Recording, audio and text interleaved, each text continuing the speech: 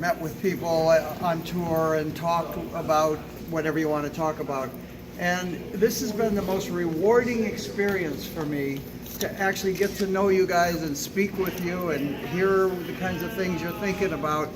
And I want you to know that I know you paid extra money and you had to take extra time out of your day to come over here and spend time with me, and I really appreciate it. I just want you to know it's really, I don't take this lightly. It's important to me. You guys are real human beings and you've gone to the extra effort, and I really appreciate it.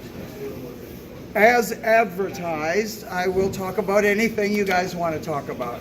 If I consciously remember it, I'll talk about it. So the only thing I ask is that we remain respectful of each other. If somebody's speaking, don't trample on their conversation. And I'll try to answer as many questions as we can. I know that there was some problems getting started on time, so I'm happy to stay a little bit longer and talk a little bit more. And so that's a start.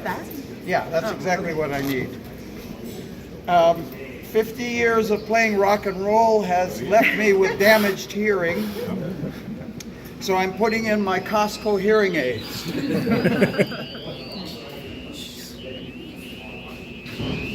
What happened to that one? Transmission. That's for shit. Wow. What's going on? Costco doesn't make them like they used to. Probably picking up something else. That one works. No, Costco is great. They were $1,900. If you lose them, they replace them for free. Ah, There you go. now I can hear. Oh, I see. All right, so where do we start? Is somebody else something they want to talk about? Yes, sir. Hi, my name's Frank. I also grew up in Lincoln Park. Homie. Progress Street, 4 blocks from the band shell. Fantastic. Just a question on where did you live? I know Dennis grew up on Green Street. Yeah. And Rob grew up on Pagel. You grew up on Rob grew up on Gregory. Gregory. Yeah. Okay. And you grew up on... I lived at the corner of Gregory and Helen, Okay. across Dick's. Okay. And then Fred grew up? Fred grew up By on the other you. side of the radio towers on, I want to say Hazel. Okay. All right. So you guys were on the north side of town. Yeah. Okay. All right. Thank you. All right. Yes. Wayne, I'm Danny Beck, originally from Southgate, All right, near Dan. your neighbor. I'm a big Ramones fan, and I used to see the Ramones in Detroit many, many times over the years. Every single time, Joey would say, "This one's dedicated to the MC5 and the Stooges." Every single time in Detroit. So I just want to know what your thoughts are about the Ramones. I thought they were terrific. I thought that they, they had good songs. They looked good. They sounded good. They had a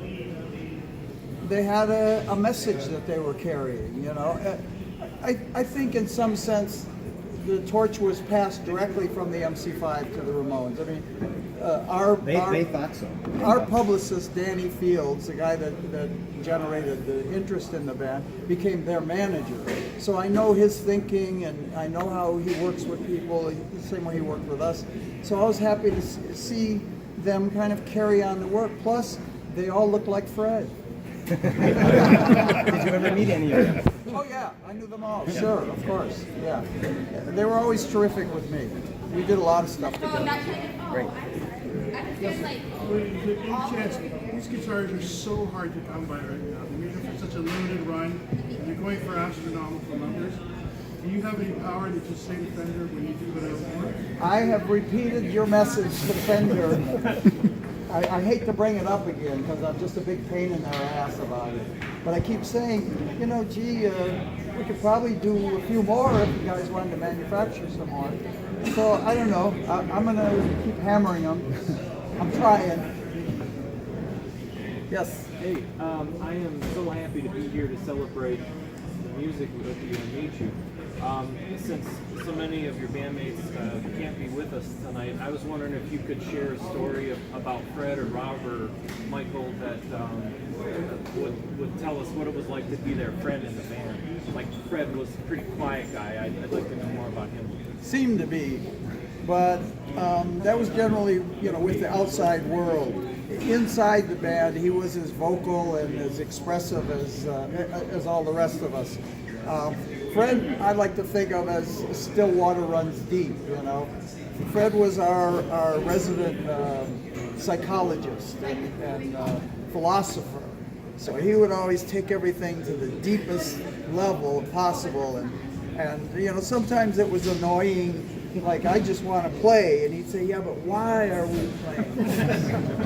and he actually developed something between him and Tyner that only is clear today.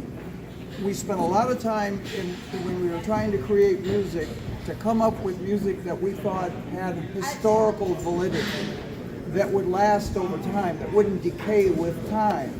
Like, were these ideas substantial and would they survive, or is this just a fad?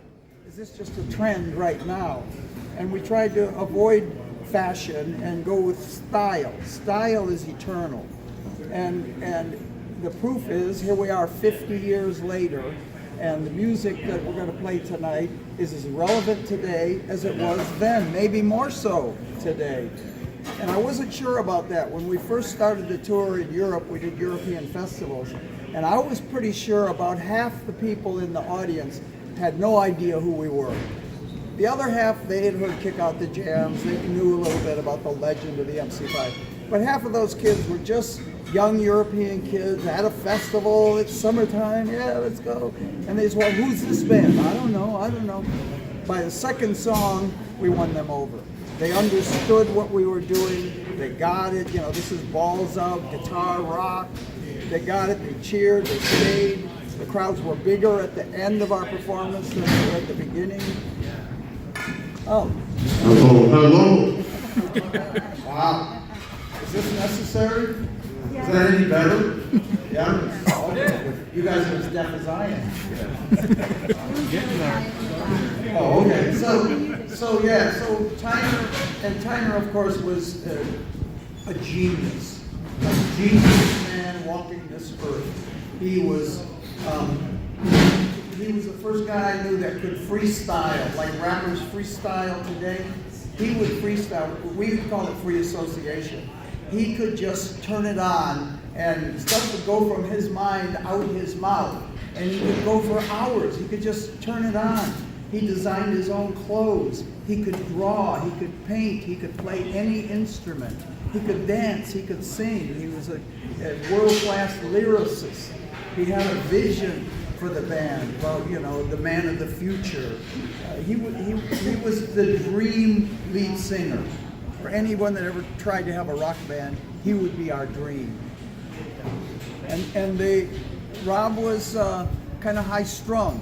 You know, you'd be sitting at a table with him and you'd hear this thump, thump, thump, and that'd be his leg down there doing this. He smoked a lot of cigarettes and drank a lot of coffee, so that probably added to it. They were incredible friends and great working partners and collaborators. The times where we were writing new music together were some of the best of my life. Just fantastic experiences. There was no place I would have rather been. Yes. Wait, Sister Ann, great rock and roll song, one of the all-time greats. The ending, when it goes into that march. Yeah. What is that, man? Yeah. Is there a meaning behind it, or what is it? We get too many beers and we're like, dun, dun, dun, Yeah, we start marching around. You know, what is it? It was Fred Smith's vision of a Salvation Army band. Okay.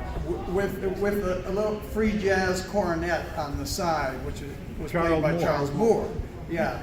And he thought it fit in with the tune, because the tune Sister Ann is a nymphomaniac nun who's having a scandalous affair with Jesus or with God, however you want to interpret it. So I think he was just building a little script there. He had a picture in his mind and he wanted it to play out in sound. So that's what it became. It was the Salvation Army. You know, when you at Christmas time you see the Salvation Army workers out there, and in different parts of the country, in different cities, you could see a whole brass band. I mean, that happens to this day. So That was just a vision of Fred Smith. It fits. Yeah. So that's actually not a traditional march or number. No, he composed the melody. Man, we kept going, I can't put my finger on that, man. Yeah. Yeah. But it sounds like something. Well, there's only so many notes. Yeah. I'm a high school teacher and principal, and I heard that at the school I worked at, Bishop Gallagher High School, Harper Woods, that you guys played there before I started working there. Did you do a lot of high school All the time. dances? Yeah, we played high school dances all over the area. We played in a lot of church halls. Back in the day, the radio stations used to have DJs from the air that would come out and spin records at a dance. And then they would have live bands come and play. And if you agreed to do it, you'd get like $10 for the band. That was the pay. But all week they'd announce you on the radio. So it'd be like, this week at Christ the King Church Hall in Taylor will be Jerry Goodwin. Along with Jerry will be Marvin Gaye, Stevie Wonder, the MC5, and Jack and the Stranglers. And so there'd be a couple bands, and all the Motown artists would come through and lip sync their latest singles. Because Motown was brilliant at marketing, and we did them all over the area, all over Detroit I'll for tell you, years. the longevity of your music is assured because I gave Joe here, as a sophomore in high school, one of your albums. And that was it. He just abandoned so much other music and he just got right in there. And he said, Dad, why you been hiding this for 30 years? That's funny. Sorry, I can't change him back. No, I don't want you to. I don't want you to. He knows what's good. What's it like bringing these songs to this new band of such great musicians? Well, here's the thing with this band. Each of the members of the band all have their own relationship with the music of the MC5, apart from their relationship with me, apart from our friendship. Like, when they were all coming up, at a certain point, somebody played them an MC5 record, and they went, oh shit, I need me some of that. And they included the MC5's message in their own music, and starting their own bands. So for them to join me today, and believe me, I did not hire these guys. They agreed to do this with me because it's part of who they are too.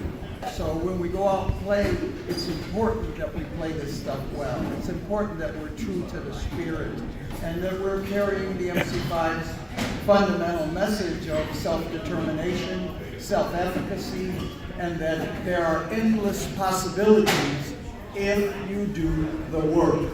If you do the work, you can change the world. It's great. I hit the lottery with this band. They're wonderful traveling companions. The most important thing is to be good people. A lot of people can play. It's more important to be a good person. A couple more? Okay. What's the best show you've ever been to? That's hard to say, man. One of the top five? I saw when I got back from prison, I went to see Al Green at Pine Knob, and man, that just killed me. And it was a 99% African American audience, and they sang along with Al Green. And you know that venue, and the sound was just magnificent, and Al killed them. Then he stopped the show 3 times because women got out of control. Was he wearing his white suit? I forget what he was wearing, but it was great. That's one of them. A couple more. You come into the Detroit area. I know you're out in California all the time, right? We were watching the Dick Wagner memorial from, and there were so many people, man. I just, wonder if get a chance to come back out or something. I'm here a lot. It's taken me about 5 years to establish a jail guitar doors program in the Michigan Department of Corrections. The work for 10 years now, we've been working in America's prisons, using music as a tool, a transformative tool to help people process complex emotions and learn how to express difficult feelings and memories positively. Things that they'll need when they rejoin us in the community. And I always wanted to get something going here in Detroit. I mean, I'm a homie. I was born here and raised here. And it took me a while, but we got it done now. And I've got a great crew of local musicians who volunteer every week to go into the Ryan Reentry Center. They're working with the lifer population right now. And to me, the high point of all of this effort in this tour, it will culminate on Tuesday when we do a performance at Third Man Records, and all the profits from that will go to Jail Guitar Doors here in Detroit, and it should be able to finance our program for the next 2 years. Are they all acoustic too? It depends on prison.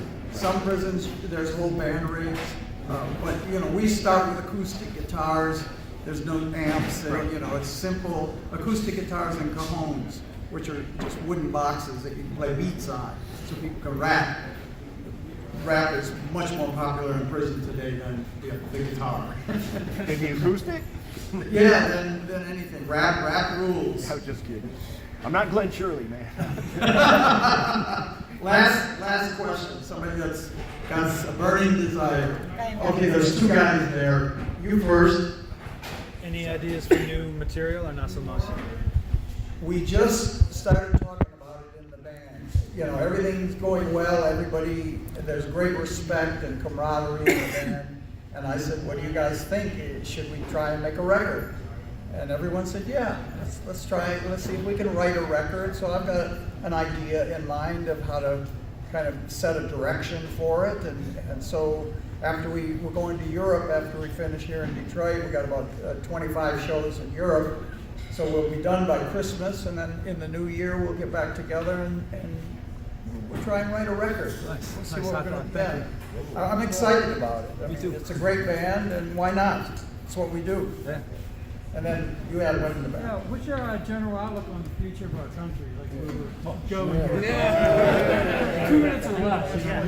2 minutes or less. Listen, this is an aberration, what's going on right now. This was a perfect storm of negativity. And it wasn't just the fact that people didn't go to the polls, which was a terrible problem. This was helped along by the Russians.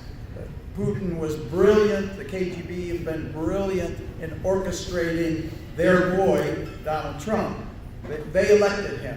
So we're against a new kind of challenge to democracy as we know it. But I think the framers were wise enough to anticipate this kind of thing and vest power in us, in the people. And we can vote him out. And I'm encouraging everyone at every stop on this tour to exercise our democratic rights and responsibilities and participate in the electoral process. I mean, that's how we make a change. My hope is that he doesn't do any real damage. He's hurting people already. People are being hurt across the country and around the world because of this guy. My hope is that he just doesn't get us involved in a military action somewhere, because he's clueless. He has no idea what the hell he's doing or what he's talking about.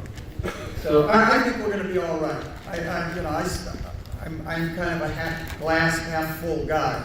I make a conscious decision to be positive. We live in the best time in the history of the world. Medicine has never been better.